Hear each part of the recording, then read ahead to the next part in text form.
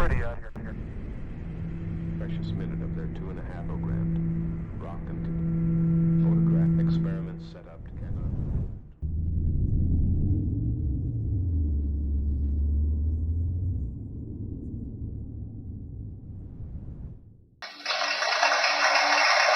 It's so long. Hey, welcome to Spitter Swallow Beer Review after that almost 50-second intro. I'm Jammer. I'm Shagdog. We are. The Spitter Swallow Beer Review. Thank you very much. I'm Yeah. doing Bud Ice. And it's a 48 beer half kit. 5.5% ABV. It's considered adjunct lager. I consider it ice beer. And Anheuser-Busch, of course. Hey, and I'm doing Budweiser Nitro Reserve Gold Extra Smooth Golden Lager. Right there. Always smooth, never bitter. Yeah. It says 5% ABV and gets a 78 by Beer Advocate. Wow, that's pretty good. That's high Yeah. for Budweiser. Yeah, that's Mine's higher 40. than their regular beers. Mine's 48. Yeah. I think I like this one better, actually. Go ahead. Tell me about your beer there, Shagdog. Well, it's definitely a clear, golden, pale yellow. Well, that was wonderful. Let me talk about mine now. Nice head on that. For look at all the beers I've been getting lately. That's yeah. It's white head, foamy head. Yeah. Yep. How about yours? You know, it says on the back that you're supposed to tip it 3 times, which I had done before we started the video, and then you pour hard, but I don't want to pour super hard, you know. So I didn't get a real big head on it or anything like that. But it's a little redder, a little more dark golden compared to the regular lagers from Budweiser and everything. It actually looks more rich, more bold in comparison. And, you know, smells malty, sweet, kind of bready, caramel. It doesn't smell bad at all. And if I remember correctly, when we tried these before, they were actually pretty decent. What made me rethink about Budweiser, you know, and everything. I'm going to go ahead and give it a sip here. Yeah, mine smells typical grainy. Corn, rice, adjunct probably. Not too bad though. Smells like a typical Budweiser, maybe a little stronger than your average regular Budweiser.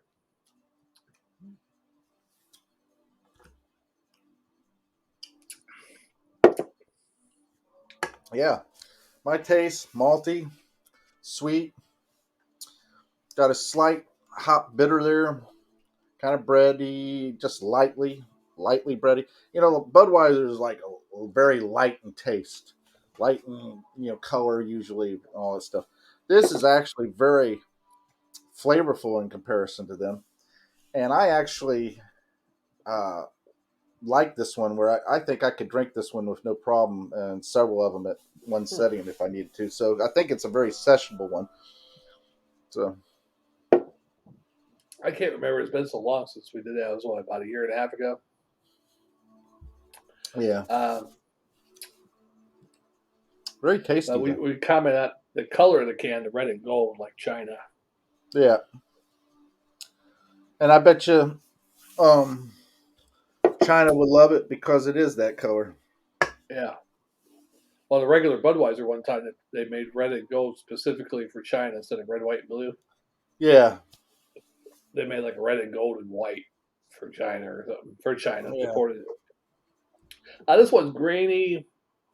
I think they changed the formula for this one over the years. I swore it used to taste really good back in the 90s, but I could be wrong. But it's not real bad. It's grainy tasting adjunct beer. I'm not going to go into, like Jammer fan wants me to, what kind of hops are you getting there. I'm getting a little bit of hop character, but not much. Maybe a sprinkle. You know why he does that to you? Because he knows you have it. You have it in you to pick out those flavors and that ability to be able to vocalize your opinion of it and compare it. And you have come kind of you're not lazy, but relaxed in your beer review technique, which causes you to be able repetitive. You hear me? Be a little repetitive at times. Yeah. I have done the same thing, so I cannot say. If you watch most beer reviewers, I have to tell you, they're pretty much the same. They get repetitive in saying what they're saying. Well, yeah. I mean, even repetitive so much that they're lying all the time. You know, like I'm picking up this type of hop, and you watch somebody else doing the same type of beer saying they're picking up a different total hop. You know. Now, don't get me wrong, flavor is very subjective. So, there is a Mm. possibility that one person's tasting something the other is not. Yeah. I I'd give you like to that. actually get some hops, like the different Galetta, Cascade, whatever type of hops, and just actually smell the different hops and say, oh, and then see if I actually later on, after I smell these hops like every day for a week, then do a beer review, see if I can pick up what kind of hops in that beer. You could taste the hops too. The Or interesting thing about hops, Shagdog, and I learned this not too long ago, although it was something that I knew about before. Hops and marijuana are they're in the same kind of plant family. yeah, However, at one point, the plants verged off, where this one was without the THC and all that stuff, and was just hops. It just was hmm. very floral and everything. And the marijuana plant ventured off, and it got where it picked up that psycho Yeah, chemical, with active, what are probably from psychoactive some, chemicals. I'd say that people probably, got a slight buzz from it, yeah, and figured they probably, keep trying to crossbreed and stuff. Oh, you never know. These plants might have went this direction because they mixed with another plant, and all of a sudden it became, a different variety. And this plant did that. But I thought that was very interesting because they were talking about the history of marijuana and everything. And when they said about the history, they mentioned hops and marijuana are in the same so-called plant family, yeah. and that they are very similar. But they, at one point in history, they must have ventured, went different directions.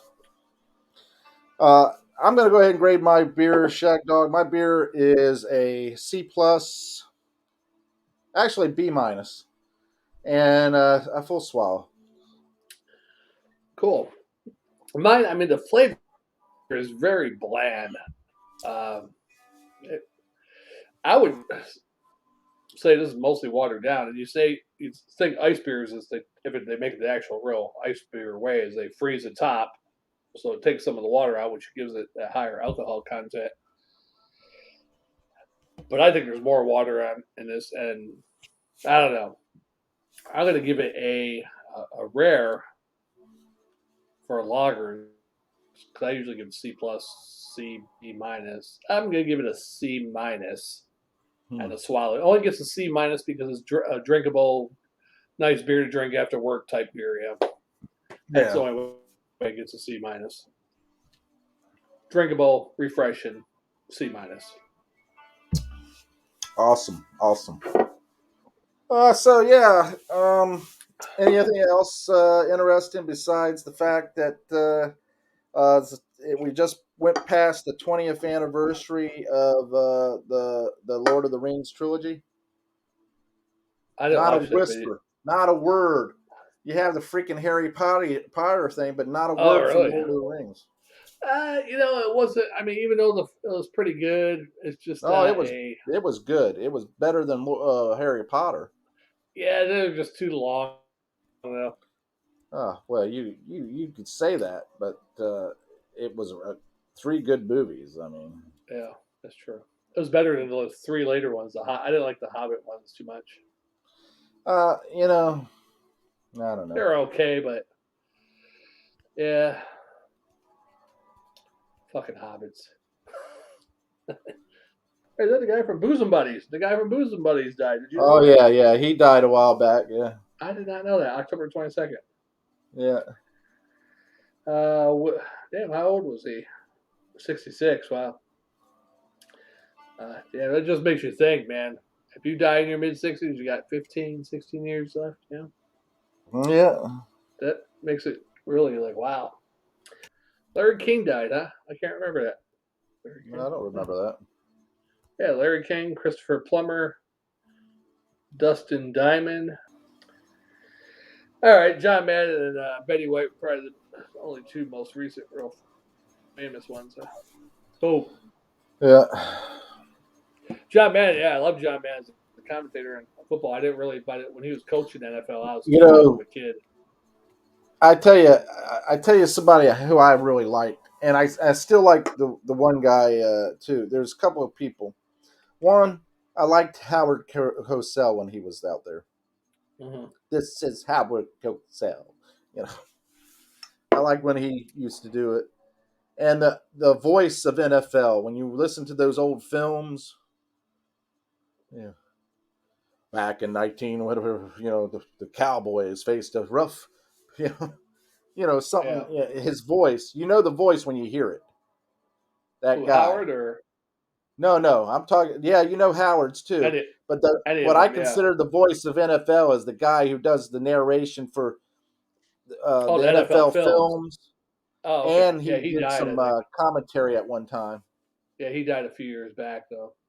Yeah, that Yeah. guy, those two guys, I loved listening to them Yeah. talk. And John everything. Madden, I liked him more when he was on CBS and Fox when he was with Pat Summerall, but when he left Fox, went to ABC or whatever for Monday Monday Night Football, whichever night he was on with Al Michaels, it just wasn't the same anymore. As Pat Summerall is another one that I equate football with and yeah, listening to. hey, what do you think, John? He'd do And something. the Lipton tea guy, what was his? Don Meredith. Yeah, Don Meredith, yeah, former Cowboys quarterback, right? Yeah, Yeah, he used to be original Monday Night with Howard. yeah. Uh, Those guys. Al Michaels is okay, but he's getting kind of old now. So But yeah, Madden. They say he was the same fellow that he was before he got famous, before he was really uh, you know popular and all that stuff. yeah, Same person throughout, all the way up to when he became super rich and famous and all that stuff. And all right, so yeah, he took a bus he everywhere. stayed well grounded, is what I was getting around to saying. Yeah. When he had to go to Hawaii for the Pro Bowl, he took a boat. Did he take a boat? He didn't fly at all. Well, I know he didn't. He only flew a couple of times in his life, a few times, but When he was back coaching or something, but yeah, all through the but '80s, '90s, he never flew. yeah, I know Even he Madden, said that he wouldn't fly, because he didn't like he had flying. a bus. He went every time they did a show. He took a bus.